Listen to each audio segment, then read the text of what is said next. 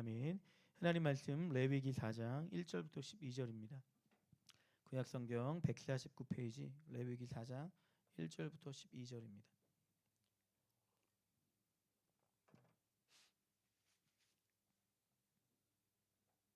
레위기 4장 1절부터 12절 화면을 보고 같이 읽겠습니다. 시작.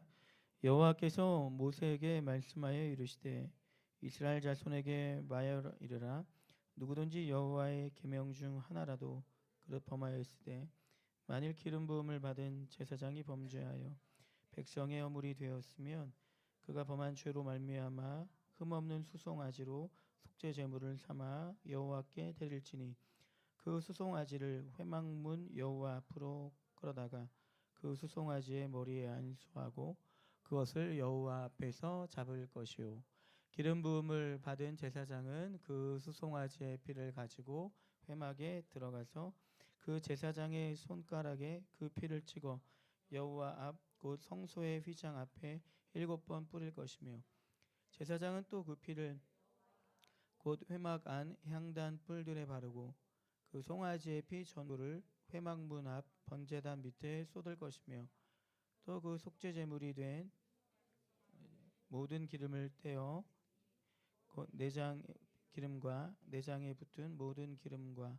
두 콩팥과 그 위에 기름 곧 허리 쪽에 있는 것과 간에 덮인 커플을 콩팥과 함께 떼어내되 화목제 제물의 소액에서 떼어냄 같이 할 것이요 제사장은 그것을 번제단 위에서 불살 것이며 그 수송아지의 가죽과 그 모든 고기와 그것의 머리와 정강이와 내장과 똥 곧 그 송아지의 전체를 진영 바깥에 버리는 곳인 정결한 곳으로 가져다가 불로 나무 위에 사르되 곧 재 버리는 곳에 불사를 지니라. 아멘. 본문을 중심으로 속죄제, 죄보다 은혜가 크다, 죄보다 은혜가 크다라는 제목으로 하나님 말씀 증거하도록 하겠습니다. 이미 목사님 광고 시간에 말씀해 주셨던 것처럼 어제부터 중고청 연합 그 영혼 구원을 위한 기도회가 오후 4시에 시작이 되었습니다. 그래서 저희가 4시에 모이면 30분 찬양하고 30분 기도하는 걸로 이제 시작을 그렇게 하기로 했습니다. 그래서 어제 첫 시간을 보냈는데 기도하면서 하나님 주신 마음이 있어요. 그게 뭐냐면 그냥 그 자리를 굉장히 하나님 기뻐하시는구나 생각하게 됐습니다. 저는 이렇게 은혜가 많이 있는 편이 아니어서 눈물이 조금 인색한 사람이거든요. 잘 안 울어요. 잘 안 우는데 어제 그렇게 눈물이 나더라고요. 그냥 하나님이 이 자리를 참 기뻐하시는구나. 그러니까 뭐 시작도 안 했지만 하려고 하는 그 마음 자세를 하나님 되게 기뻐하시는구나 하는 생각을 하게 됐습니다. 여러분 토요일 날 여러분 뭐 진짜 급한 일 있는 거 아니면 중고등 학생들 뭐 급한 거 아니면 뭐 애매하게 시간 보내느니 교회로 오세요. 교회로 오셔서 목사님 어릴 때는 토요일 날 교회 아이들이 바득바득했습니다. 거기서 교회에서 놀면서 신앙 성장하고 거기서 하나님 만나고 막 그랬어요. 그래서 그 문화가 조금 형성이 됐으면 좋겠다는 그런 열망이 있었는데 감사하게 아이들이 먼저 기도회 하자 얘기를 먼저 꺼내줘서 고맙게 시작을 하게 됐습니다. 그래서 여러분들 그냥 토요일 날 애매하게 시간 보내는 친구들이 있으면 교회로 오시고 그냥 혼자 오지 마시고 친구를 데리고 오는 거예요. 예. 여러분 전도는 예수님 제자들이 처음에 있었던 전도의 방법은 뭐냐면 예수님께 데려가는 거. 그게 그들이 했던 첫 번째 전도 방법이었어요. 내가 복음을 전할 줄 모르니까 그냥 복음이신 예수님 앞에 데려가는 게 그들이 했었던 전도 방법이었거든요. 감사하게 지금 우리 솔빛교회 중고청 안에는 전도자들이 지금 세워지고 있습니다. 감사한 일이죠. 어디다 던져놔도 누구에게도 복음을 전할 수 있도록 준비된 사람들이 세워지고 있어요. 더 세워갈 겁니다.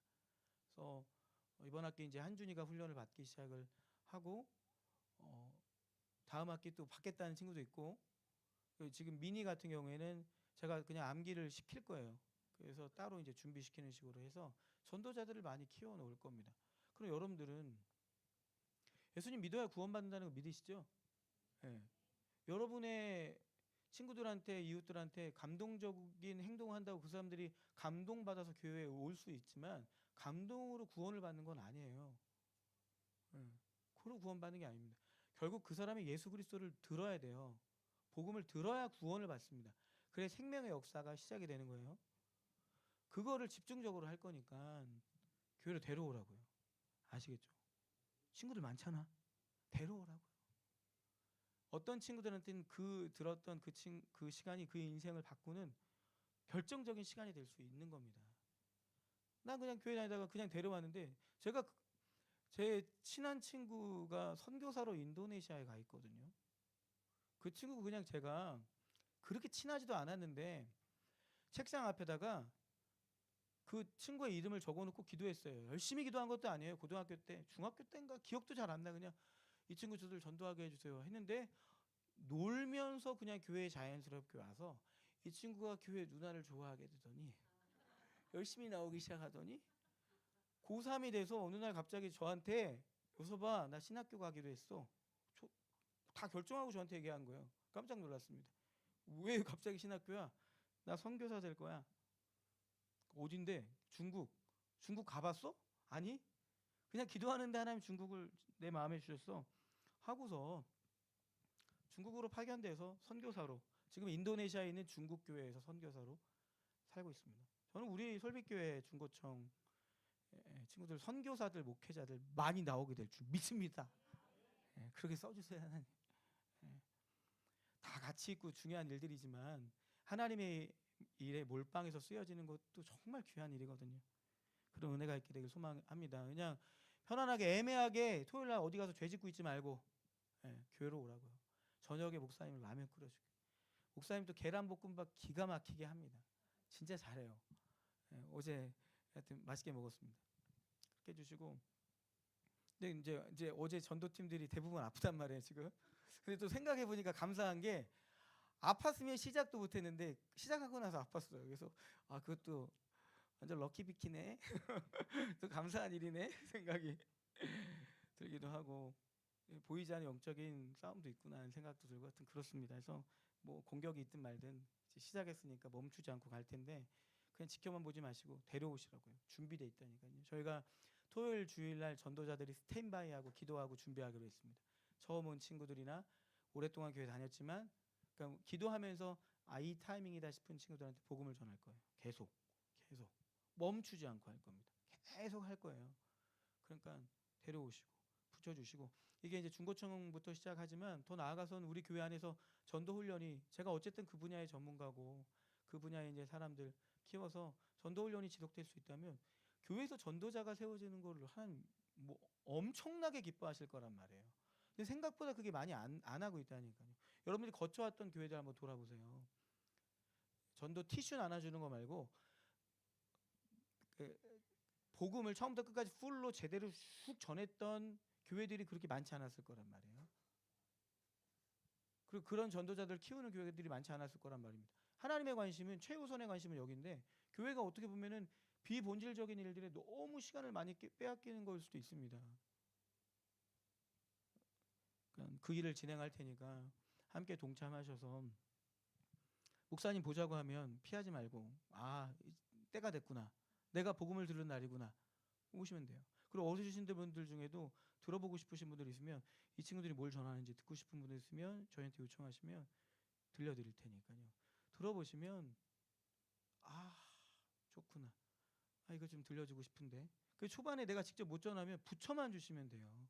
부처만 주시면 됩니다. 시간 잡고 가면 돼요. 최선아 사모님 같은 경우에는 우리 미니가 다니는 학교에서 거기 학생들 중에 복음을 들어야 될 친구들이 있으면 연락이 와서 이제 순회 전도자처럼 또 가서 복음을 전합니다. 어렵지가 않아요. 그러니까 사실은 모두가 해야 되는 게 사실인 겁니다. 이건 상식이에요. 모두가 해야 될 일들인데 비상식적인 일들이 너무 오랫동안 진행되다 보니까 그게 진짜인 줄 아는 거죠. 한 명을 만나서 이 사람한테 내가 믿는 예수님을 체계적으로 전할 수 있어야죠. 너무 당연한 건 아닙니까? 너무 당연한 거잖아요. 더 나아가서 은혜를 주시면 그런 전도자들을 키워가는 기쁨을 누리는 거죠. 일전에도 한번 얘기했는데 제가 사랑하는 그 동기가 그 큰 교회에서 부교육자로 사역할 때 거기에 아예 전도 훈련 단체를 세워가지고 5년 6년 동안 계속해서 그 전도 훈련을 시켰는데 그 교회는 1,000명 이상 모이는 교회인데 그 전도 폭발 그 공동체를 그 그 팀을 통해서 계속 전도가 됐다고 하더라고요. 금요일 오후에 훈련받는 시간들이 있었는데 제가 학기마다 2번씩 가서 설교하러 갔습니다. 근데 갈 때마다 기분이 되게 좋아서 왔어요. 너무 신이 나서 왔어요. 제가 그분들은 그냥 제가 기침만 해도 은혜 받는 사람들입니다. 마음밭 좋은 사람들이 모여 있다는 게 아니라 전도하다 보면 마음밭이 갈려요. 주신 은혜들이 있거든요. 그 은혜를 같이 누려야 돼요, 여러분. 이 한 영혼에게 복음이 증거되는 걸 하나님은 얼마나 기뻐하시는지를 마치를 보면 멈출 수가 없습니다. 내가 못하면 붙여달라니까요. 우리 교회 지금 준비가 돼 있다니까요. 목사님이 전하는 게 부담스러우면 학생들이 가서 전할 수가 있다니까요. 정민이 아무 데서나 가서 이제 복음 전할 수 있어요. 정민이가 지지난 학기 때 저한테 복음을 듣고 그날 너무 기뻐라 했어요. 저한테 계속 목사님 정민이 이 자리 없죠?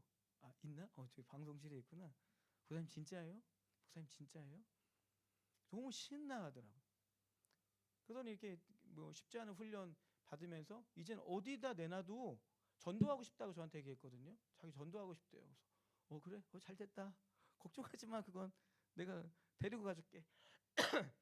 하고 봤더니 금요일 날 저희가 훈련을 받는데 금요일 날 본인이 원했던 건 아니지만 그냥 그날 수업이 하나도 안 잡혔던 거예요. 공강이 다 됐던 겁니다. 본인이 전도 훈련 받으려고 뺀 게 아니라 그냥 빠져 있었던 거예요. 하나님 예배하심이죠. 그리고 훈련을 받고 한 1년만 한 학기에서 1년만 훈련을 받으면 평생 복음 전도자로 살 수가 있어요. 전도 훈련 받기 위해서 뭐 학위가 여러 가지 필요한 게 아니라 복음 전문을 외우고 현장에서 계속 전해서 입에 익으면 끝인 겁니다. 근데 전도는 혼자서 지속적으로 나가는 게 쉽지 않으니까 공동체에 묶여서 같이 나가는 거예요.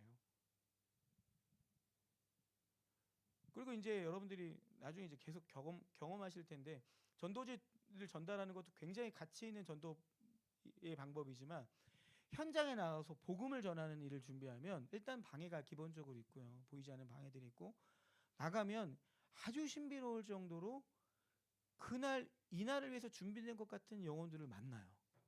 이 경험을 해야 됩니다. 이 경험을. 마치 오늘 위해서 준비된 것 같은 그 매 전도 현장마다 시나리오가 짜져 있다는 걸 참 많이 겪었어요.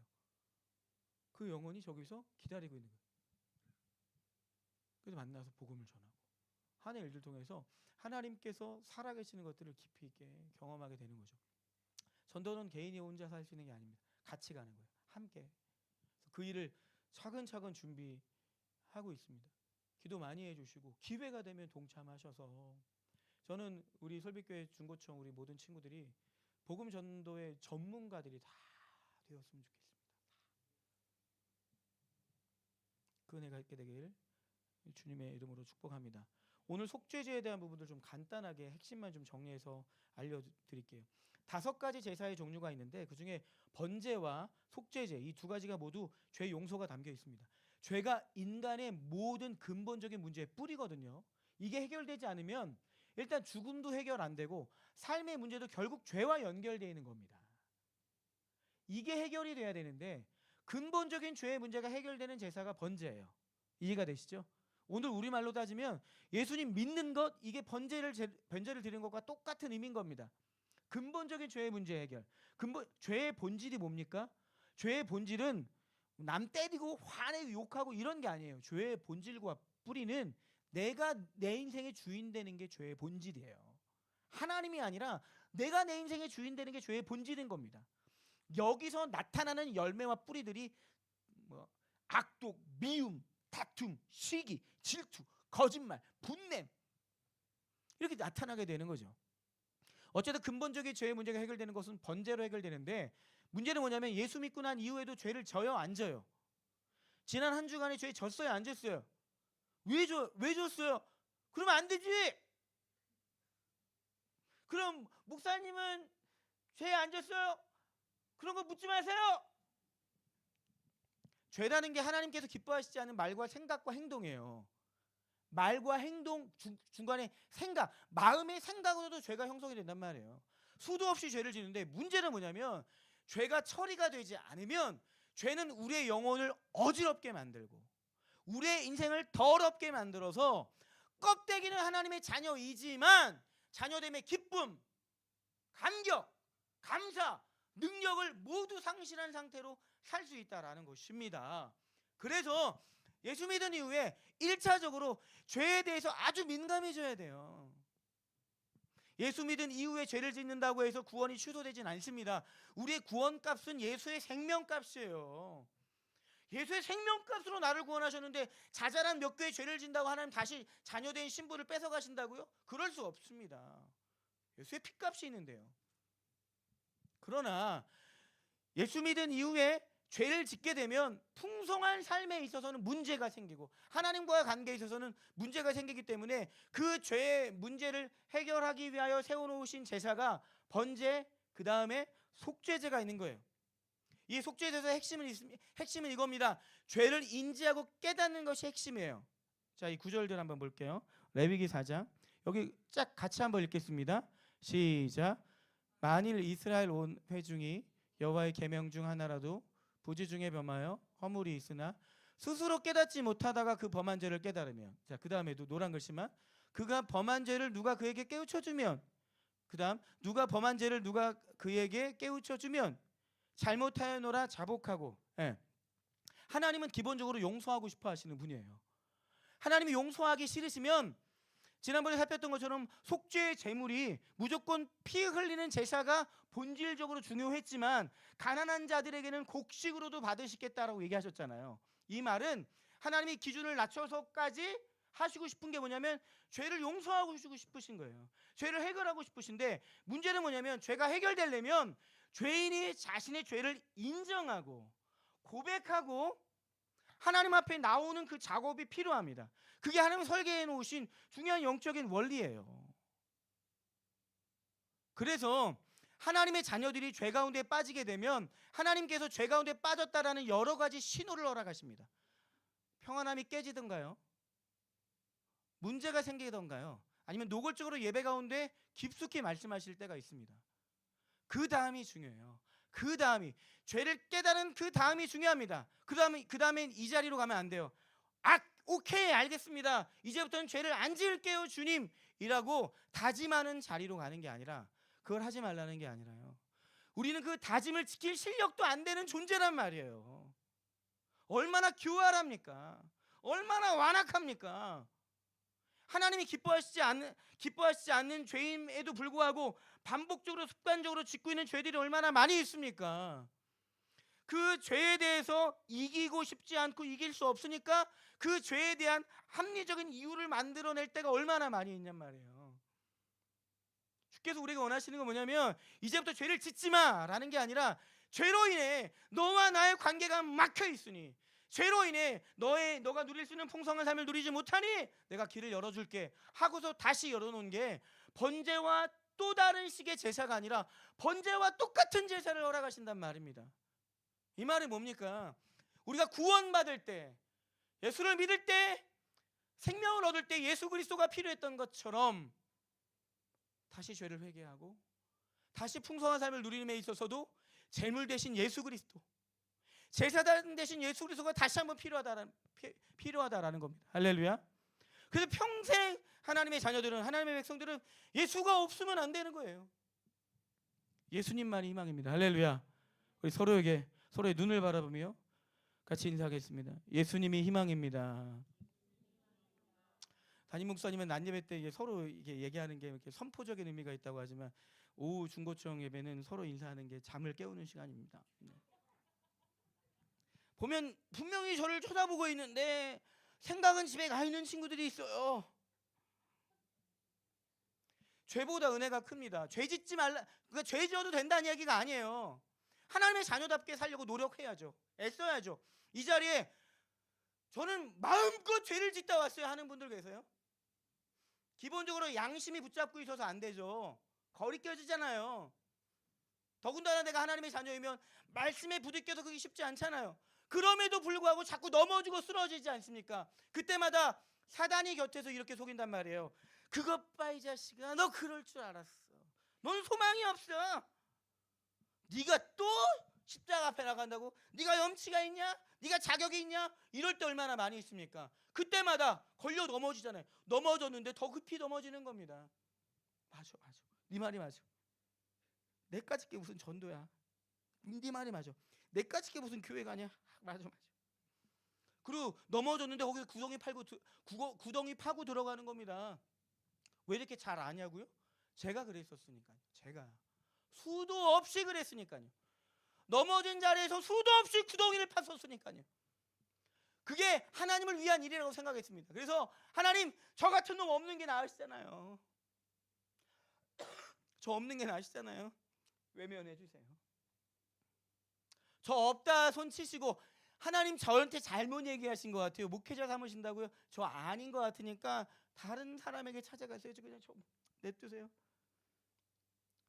죄송해서, 부끄러워서, 가끔 화가 나서 그랬던 거죠.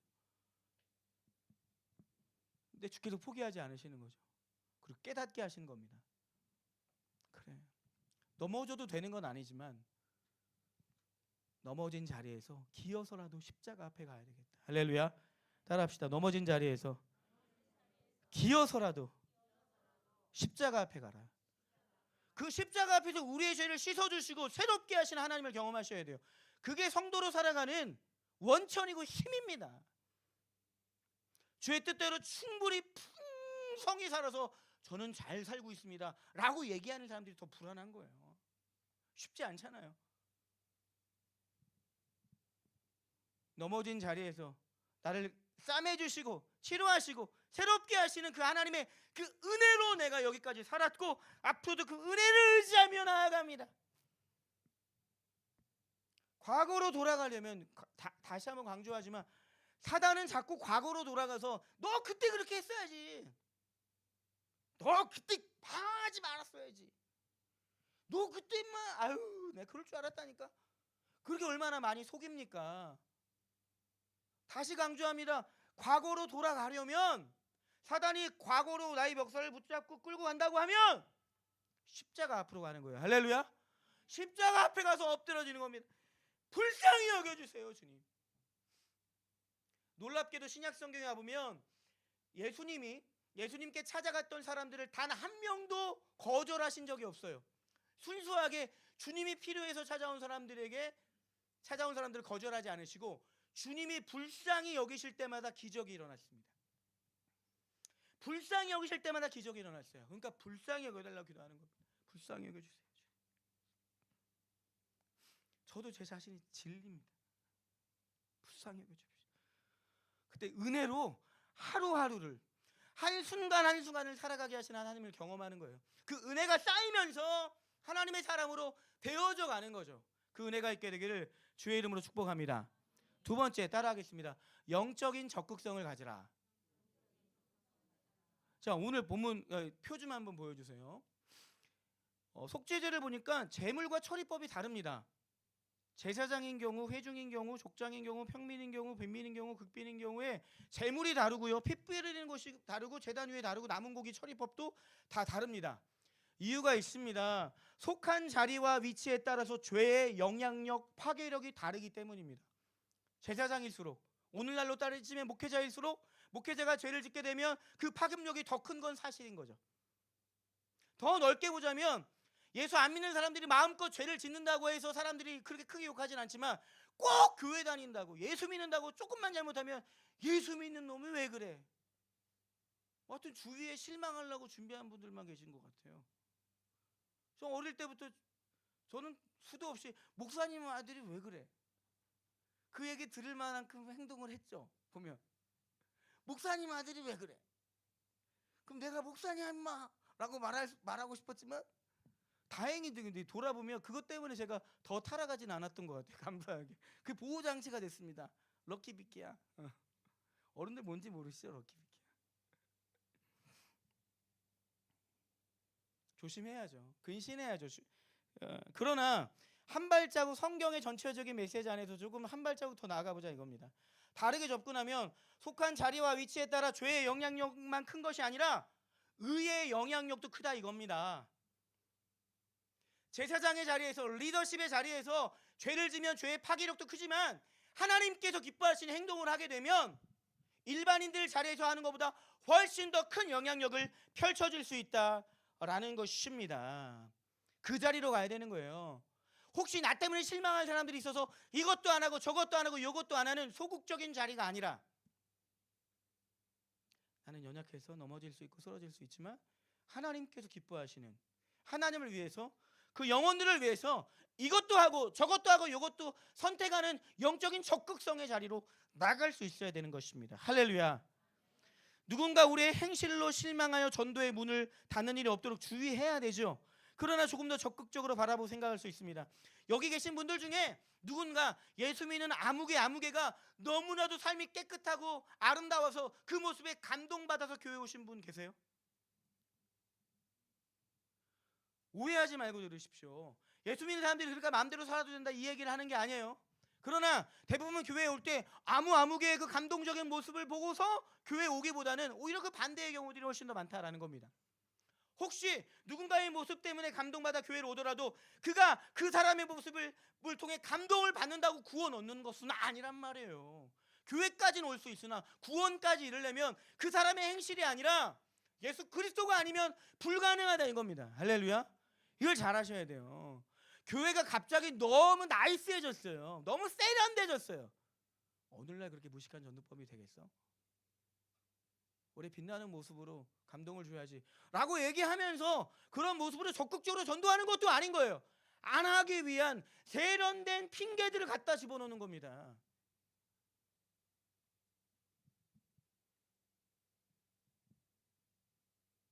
그 하나님 기뻐하시겠습니까? 실수할 수 있죠. 연약하잖아요. 교활하잖아요. 그렇다 하더라도 한 영혼이 하나님께로 돌아오고 그가 거듭나서 하나님 백성이 되는 방법은 그가 예수 그리스도의 이름을 듣는 것 외에 다른 방법이 없단 말입니다. 할렐루야. 그러면 나의 삶의 중심이 죄를 안 져서 실망을 안 줘야지, 혹은 열심히 살아서 감동을 줘야지 라는 것도 괜찮지만 더 나아가서 내 자신에게서, 잘 기억하세요. 죄의 뿌리가 뭐라고요? 자기 자신이란 말이에요. 죄를 안 져야지, 의롭게 살아야지 라는 자기 자신이 아니라 하나님을 위하여, 그 영혼을 위하여 복음을 전해야지, 복음이 전달될 수 있도록 적극적으로 살아가야지 라는 식으로 영적인 적극성이 필요하다라는 것입니다. 성경은 이 적극성에 대해서 굉장히 중요하게 얘기하거든요. 에베소서 4장 25절부터 32절까지 말씀 같이 읽겠습니다. 시작.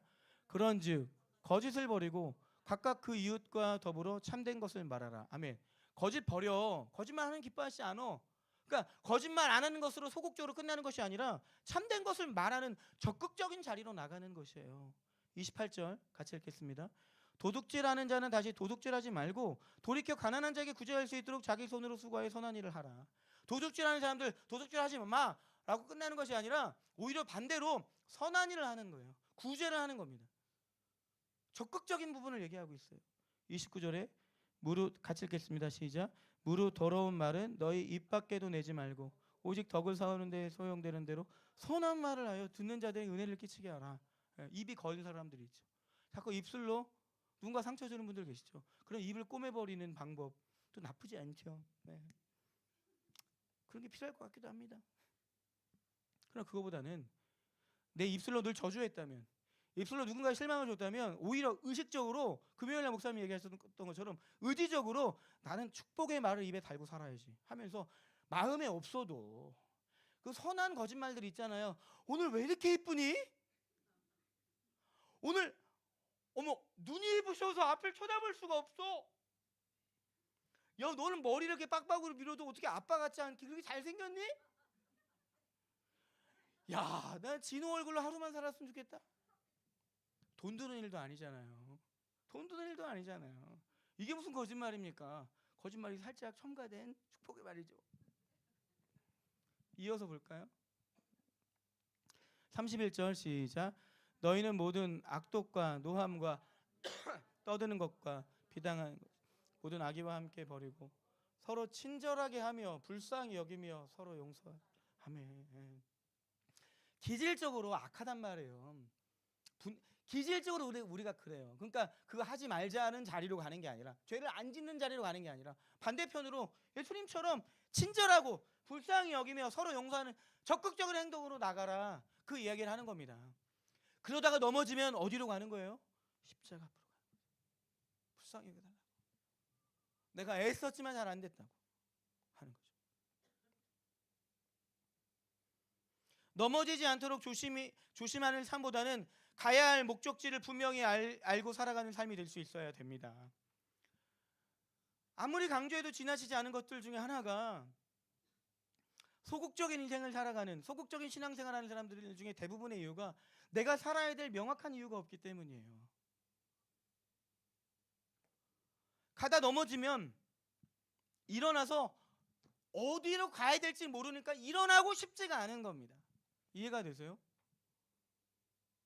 넘어질 수 있는데 일어날 생각도 없는 거예요. 왜? 일어나봤자 어디로 가야 될지 모르는 거죠. 그러나 신약 성경의 대부분을 기록했던 사도 바울 선생님 안에는 수도 없이 많은 어려움과 핍박과 넘어짐도 있었지만 그에게는 중요하게 가야 될 목적지가 있었습니다. 빌립보서 3장 12절부터 14절 같이 읽겠습니다. 시작. 내가 이미 얻었다함도 아니요 온전히 이루었다함도 아니라 오직 내가 그리스도 예수께 잡힌 바 된 그것을 잡으려고 달려가노라.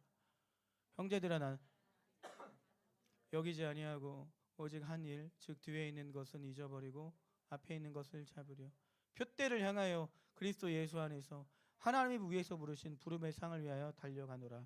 아멘. 표대를 향하여, 목표점을 향해서 하나님이 위에서 부르신 부름의 상을 위하여 달려가노라. 달려간대요. 걸어가는 것도 아니에요. 이 자리에 앉아있는 우리 청소년 청년들, 우리 성도님들에게 여쭙습니다. 하나님이 여러분들을 부르신 부름의 상을 명확하게 알고 계십니까? 하나님은 아무런 계획 없이 우리를 부르실 수 있는 분이 아닙니다. 그리고 하나님 나라에는 정말 해야 될 일들이 많아요. 전에도 얘기했잖아요. 어디 없냐라고 물으신다니까요. 어디 없냐? 제가 어제 기도회 하면서 하나님이 너무 기뻐하신다는 생각이 너무 많이 드는 거예요. 뭐 아무것도 모르는 20대 초반에 뭐 고등학교 몇 명 애들이 모여가지고 얘네가 뭘 하겠습니까?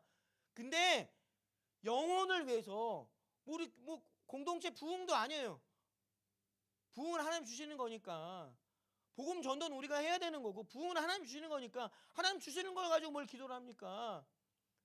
우리가 해야 되는 일을 가지고 기도하는 거죠. 영혼을 위해서 기도하는 그 자리를 하나님 너무너무 기뻐하시다는 생각이 들더라고요.